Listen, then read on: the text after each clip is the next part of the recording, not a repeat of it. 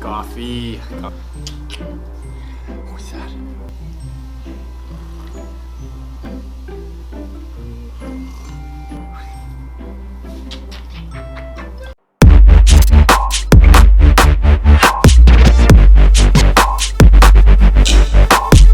What's up guys, welcome to my channel. My name is Aaron. Today is my first video for my new channel. I'm super excited to be doing this video. Today I want to do just a simple video on some ADHD tips that kind of help me get me through my day. So today's video is going to be 7 tips on how to be productive and create structure.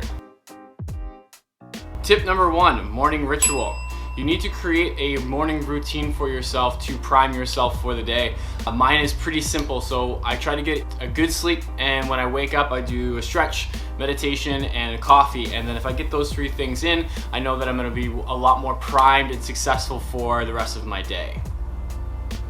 With that being said, if you don't have a morning routine or a ritual of any kind, don't overwhelm yourself with trying to create a huge structured morning and overwhelm yourself from the jump. The best solution is pick one thing and try to do that for a week straight consistently, and then slowly add on to your morning routine as time goes on.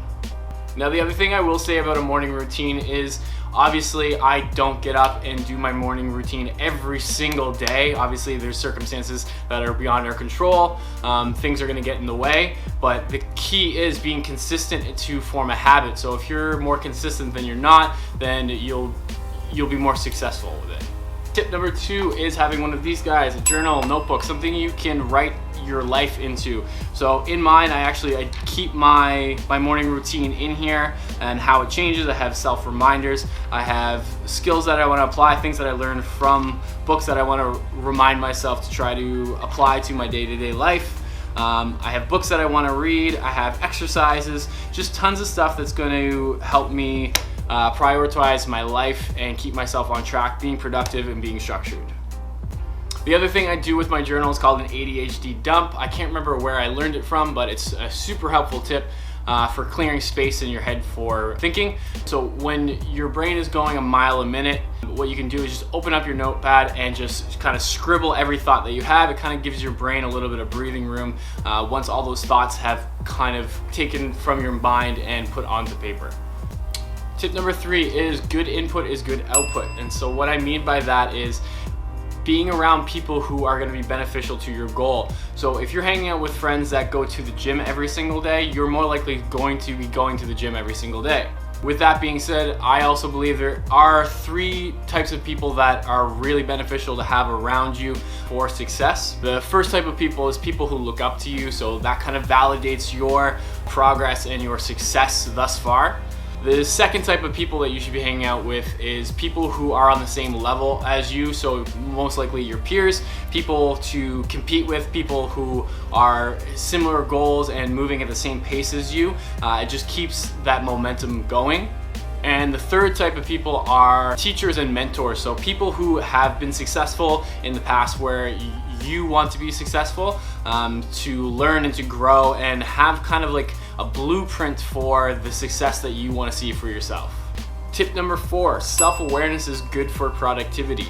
So keep track of how you feel and when you feel it. For myself, I know that when I get a good sleep, when I wake up in the morning and I complete my morning routine, I am going to be the most creative, the most functional, and have the greatest attention span to get the things done that I need to get done. So that being said, I prioritize the things that I need to get done in that time frame. I also know later in the afternoon I like to be a little bit more physical, so that's when I try to get my workout in. Habitually, I know during the evening time, my brain is on autopilot, so trying to get things done is not so successful for me in the evening time. That's just how I know I operate. So basically the takeaway is plan your day knowing yourself. Tip number 5, safe space. So your home environment should be the place that you feel the most comfortable and the most grounded. I know that playing music is super important to me, so that's why I keep my guitar on the wall. It's within arm's reach instead of keeping it in the case away where it's a lot harder for me to get to and it's more effort for me to pull it out and try to play compared to turning on Netflix and binge watching a television show. Don't allow your safe space to be compromised by things that don't fit in with how you want to pass your time. For instance, I rarely keep alcohol in the house because I know when the evening time rolls around, my brain's on autopilot. I'm probably gonna have a drink, maybe have 2, maybe have 3, then I'm gonna set myself up for a hangover the next day.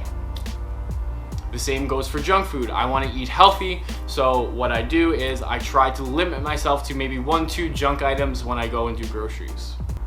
Tip number 6, forgive and let go. When you veer from the plan, learn to forgive yourself. It's better to be 1-2 days behind rather than be a week behind because you beat yourself up all week.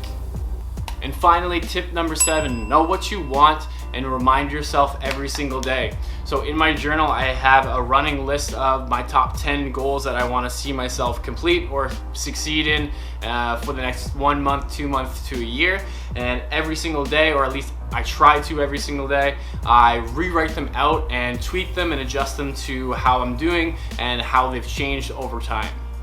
And the reason for doing that is it's just gonna keep it fresh in your mind. You're gonna remind yourself that this is the most important thing to me. This is what I wanna see myself succeed in. And so you're more likely to commit to doing it every single day.